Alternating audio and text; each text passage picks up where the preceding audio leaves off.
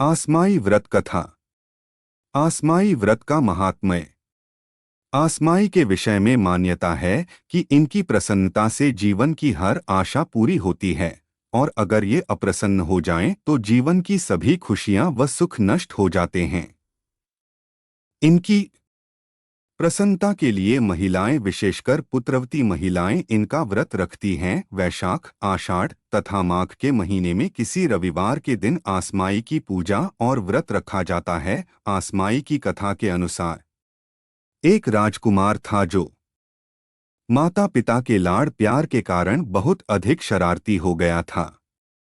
वह नगर की कन्याओं की मटकी को गुलेल से फोड़ देता था। नगरवासियों की शिकायत सुनकर एक दिन राजा को बहुत क्रोध आया और उन्होंने राजकुमार को देश निकाला दे दिया। राजकुमार अपने घोड़े पर सवार होकर चला जा रहा था। जब एक वन में पहुंचा तो उसने देखा कि 3 वृद्ध महिलाएं अपने अपने हाथों में गगड़ी लिए चली आ रही है।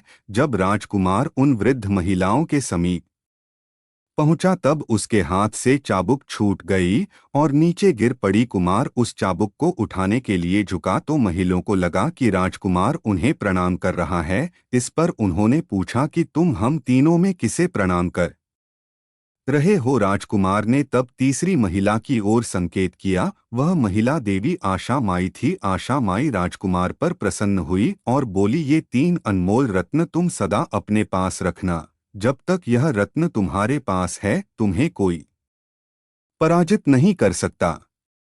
आशा माई से विदा लेकर राजकुमार एक नगर में पहुंचा जहां का राजा चसर खेलने में बहुत ही निपुण था। राजकुमार ने उस राजा को पराजित करके उसका सारा राजपाट जीत लिया।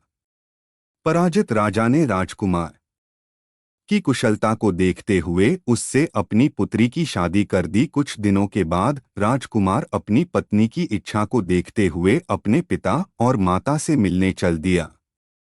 वहां उसके माता पिता पुत्र के विक्षोभ से दुखी होकर अंधे हो गए थे। आशा माई के कृपा से वे भी भले चंगे हो गए और परिवार की खुशहाली एवं सुख शांति लट आई। यही है आशापूर्णी आस माई की कथा। व्रत विधान। इस व्रत के दिन महिलाएं पान के पत्ते पर गोपी चंदन अथवा श्रीखंड चंदन से पुतली बनाती है। इस पर 4 कड़ियां स्थापित करती हैं। महिलाएं सुंदर अल्पना बनाकर उस पर कलश बैठाती हैं। इस व्रत का पालन करने वाली महिलाएं गोटियों वाला मांगलिक सूत्र पहनकर आसमाई को भोग लगाती हैं तथा अन्य महिलाओं को भेंट भी करती हैं।